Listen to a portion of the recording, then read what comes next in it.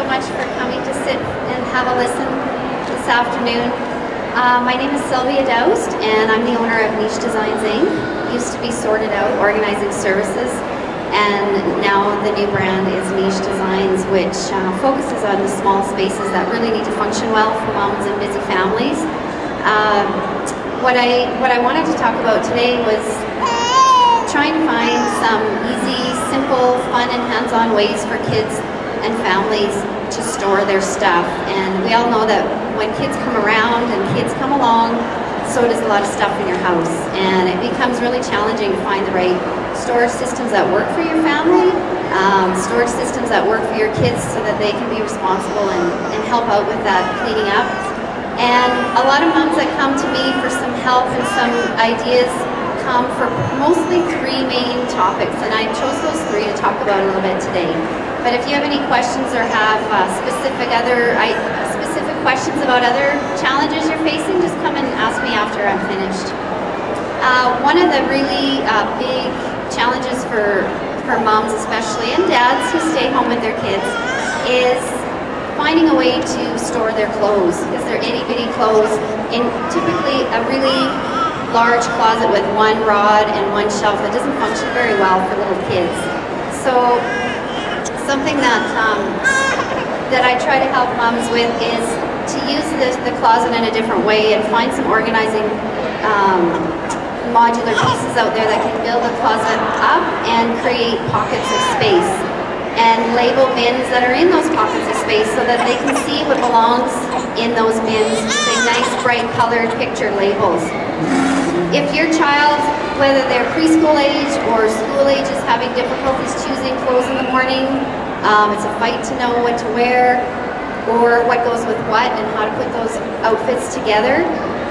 For girls, you could use any sweater organizer like this and create your own Monday to Friday what to wear, so that if you have someone who is looking after your kids, or dad's looking after the kids, or grandma, and finding those sets that go together is a challenge, you can preset them in the Monday to Friday, and then there's no question the morning of. When my son was 3, we created something like this, only not so pretty. It was a drawer system from IKEA with pull-out bins, and we labeled the front of each bin with Monday to Friday, because he always argued with me about what he was going to wear, and we were late for school. So Sunday I did the laundry, he chose his clothes for the week, and when he woke up in the morning, that was what he wore. He pulled the drawer for Monday, and he also learned the days of the week at the same time. So that helped me out a lot, and now that Monday to Friday, he's 9 years old, he still uses that same system, and he's labeled his collections on every drawer now. Not his clothes, but all the things he collects. So he's also learned the skill of keeping his things together in a space where he can find them. Transitional clothes. When you have siblings and you're waiting for the next child to fit into clothes, and then when it comes time you can't find them, they're in the basement storage room in a bin full of clothes. Get some really inexpensive, clear, large bins that fit on the top shelf of the closets, usually 12 inches deep, clear, and a label on the front, 6 to 12 months, 12 to 18 months. If you do have siblings and you want to hang on to those clothes, they're there front and center for you to see, but they're still out of the way. And you can do that for seasonal clothes as well. Or if you have space, you can get the small, skinny, long, clear organizers that go under the bed, and those work in the same way. The second most challenging part of being a mom with kids and busy families find it a struggle to keep the artwork and the paper that comes in the door. What do I do with this? How long do I keep it stored, and where do I put it? So I've just got a couple of ideas. You've probably heard the ideas before. They're not original by any means. They just come from other moms, and some of them are really, really simple, which is the key to keeping the system going.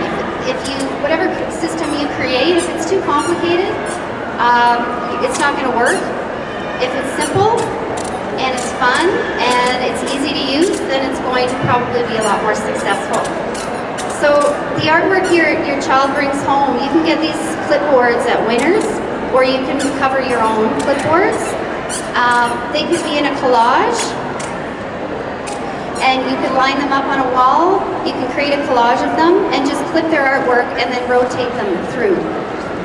Once they're done in this space, they can go in an under the bed box labeled by their age or grade.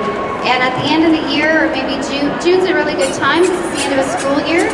You can go through the bin and weed out some of the things that that aren't so special, or that if your child is old enough to make the decisions with you, you can weed that out, and then you don't end up with this mound of paper by the time they're 6 years old.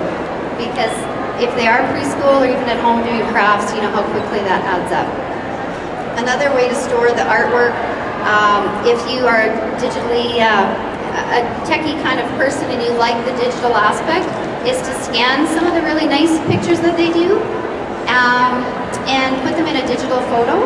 The digital photos that rotate through, that can be their scanned artwork, and then you can just do away with the actual paper. Let me think, there's one more in my head. Oh, the clothesline. The clothesline you've seen used before. It creates a nice artwork for their rooms if you create a clothesline with clips of their artwork as they make it, and it also decorates the room at the same time. Or you can move that to another area of the home if you have a playroom.